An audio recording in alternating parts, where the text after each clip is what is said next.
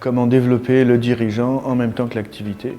Comment faire en sorte que l'activité réponde aux besoins du dirigeant? C'est un peu le fil conducteur de mon job.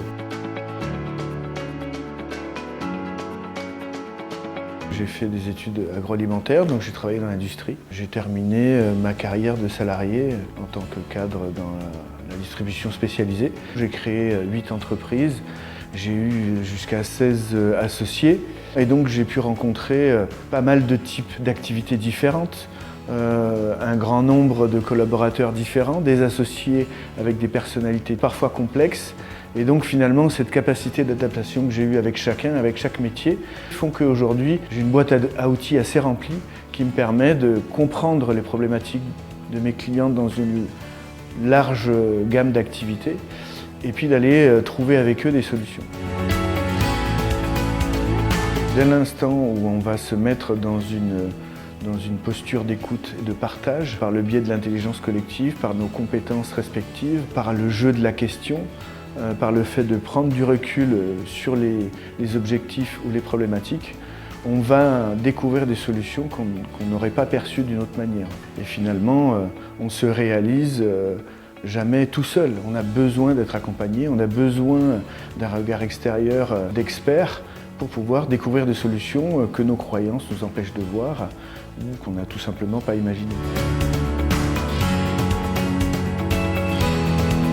J'interviens effectivement dans tous les temps du développement de l'entreprise, que ce soit la genèse du projet, la création de l'entreprise, développer une activité qui plafonne en termes de résultats ou de chiffre d'affaires, aller conquérir un nouveau marché, aller chercher de nouvelles cibles, et puis même des chefs d'entreprise qui ont mis toute leur vie dans leur activité, qui l'ont fait grandir, grossir, par force de travail, de conviction et puis parfois de prise de risque, personnelle et professionnelle. Et au bout d'un moment, c'est le dirigeant qui est esclave de son activité.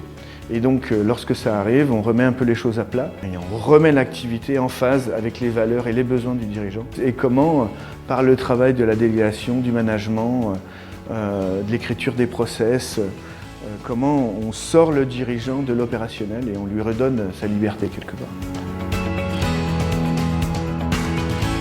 C'est pas un coût, c'est un investissement en fait, puisque l'accompagnement permet à la fois de grandir soi-même, de faire grandir son entreprise, de poser des stratégies, de les suivre et de mener à bout les projets. C'est un peu comme utiliser un catalyseur en chimie, ça permet d'aller plus vite, plus loin et de manière plus directe, et donc tout le monde y trouve son compte. D'ailleurs, le retour sur investissement du coaching est plébiscité par 98% des gens qui sont accompagnés.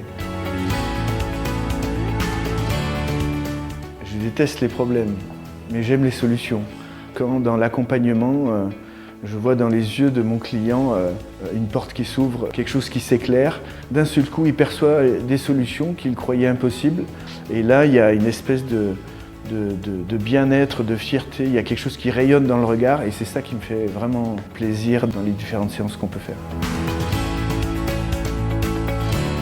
Il n'y a pas de situation insurmontable, il n'y a que des situations qui vont permettre de se développer, d'avancer, de découvrir de nouvelles choses et de grandir dans sa posture d'entrepreneur. Avoir cet état d'esprit positif, c'est ce qui fait aussi la marque des grands entrepreneurs et des gens qui réussissent aujourd'hui.